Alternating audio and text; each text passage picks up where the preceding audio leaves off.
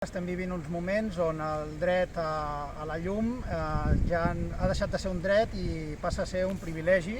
perquè el rebut s'encareix cada vegada més i ara hem arribat ja a límits històrics. La recepta no pot ser que el govern de l'Estat rebaixi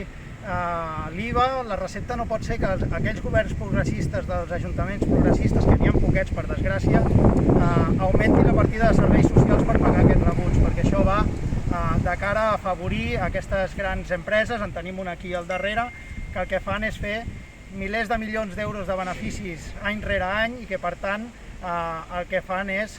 limitar els drets de la classe treballadora que no pot fer front a aquest dret bàsic com és la llum. Ens passa amb altres serveis, però en aquest cas estem parlant de la llum. Per tant, des de l'Assemblea Ciutadana de Sentmenat convidem a participar d'aquesta crida de la que parlava la Pilar, de Municipalistes per la República, i evidentment hi assistirem i intentarem que totes les forces polítiques progressistes d'esquerres del país s'hi sumin per fer front a aquest engany i a aquesta estafa.